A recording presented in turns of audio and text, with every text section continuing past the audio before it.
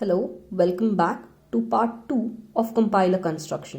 Part 1 में हमने देखा था कि कंपाइलर क्या होता है एंड कंपाइलर के दो टाइप क्या होते हैं।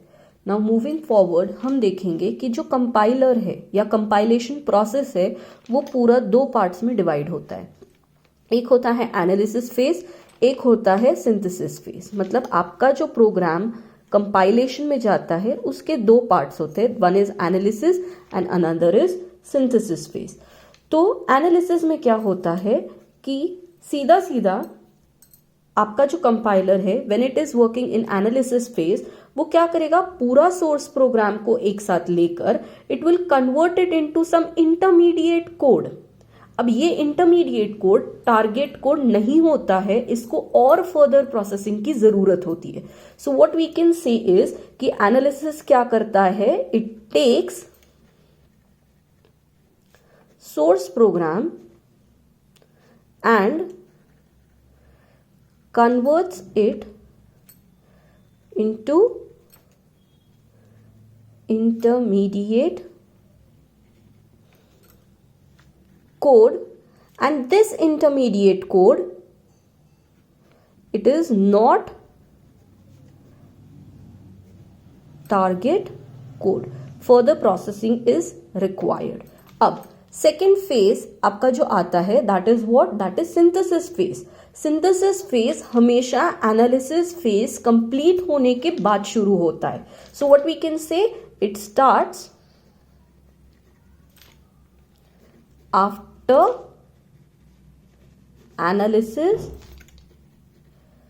Phase is completed. ठीक है, तो एनालिसिस फेज में हमें क्या मिल रहा था, we were getting intermediate code. तो बट ऑब्वियस है कि सिंथेसिस फेज क्या करता है, इस इंटरमीडिएट कोड को लेगा एंड इस इंटरमीडिएट कोड को कन्वर्ट करेगा टारगेट कोड में। So what is the responsibility of synthesis phase, it converts intermediate code to target code.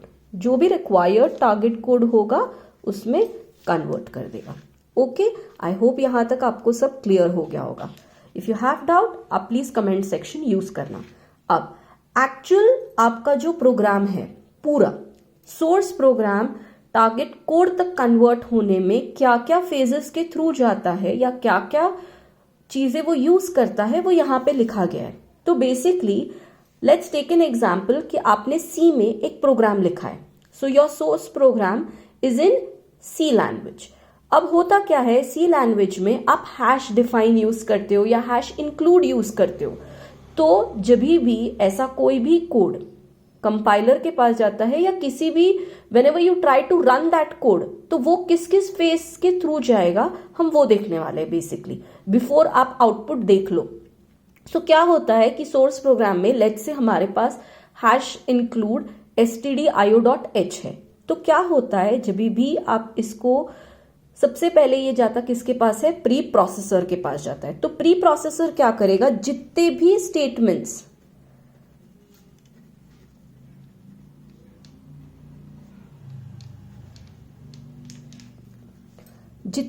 Statements हैं जो हैश से शुरू होते हैं उनको वो रिमूव कर देगा एंड उसके इक्विवेलेंट कोड से रिप्लेस कर देगा।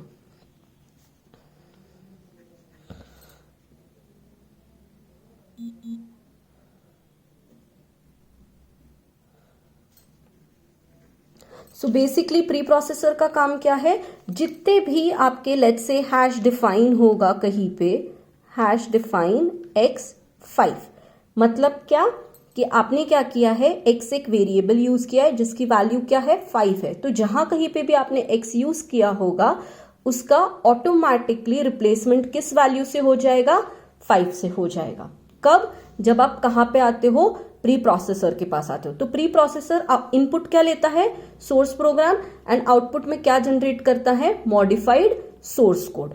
देन वो किसके पास जाता है, कंपाइलर के पास। तो कंपाइलर क्या करता है, इस मॉडिफाइड सोर्स कोड को या इस मॉडिफाइड सोर्स प्रोग्राम को एज एन इनपुट लेता है एंड टारगेटेड असेंबली प्रोग्राम में कन्वर्ट कर देगा। ओके, आई थिंक यहां तक क्लियर हो गया होगा। अब जब ये प्रोग्राम असेंबलर के पास आता है तो असेंबलर क्या करता है, it takes target code and convert it into relocatable machine code. अब क्वेश्चन आया होगा कि ये रीलोकेटेबल मशीन कोड का मीनिंग क्या। इसका मतलब होता है कि इसकी कोई फिक्स प्लेस नहीं होती है इस मशीन कोड की, ये कहीं पे भी हो सकता है। So what I can say about this is कि there is no fix place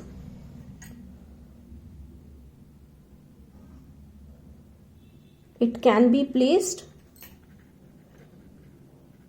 anywhere।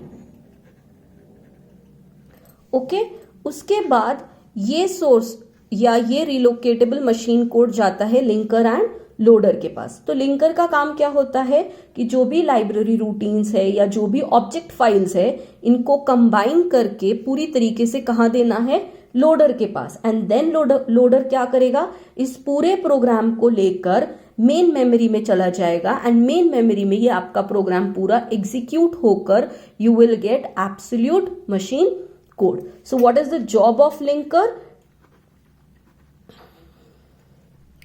कि लाइब्रेरी रूटीन्स या कोई भी ऑब्जेक्ट फाइल होगी इन सबको कंबाइन करना एंड लोडर के पास दे देना। एंड देन लोडर का काम क्या था, जैसे अभी बताया कि it takes entire program to main memory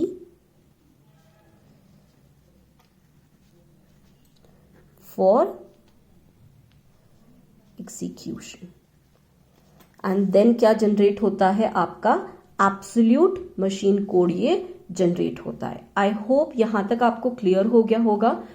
if by any chance आपको अगर मेरे नोट्स, हैंड रिटन नोट्स चाहिए होंगे तो please do let me know in the comment section. I will definitely provide you with all the handwritten notes which will be useful for your university level exams. Thank you.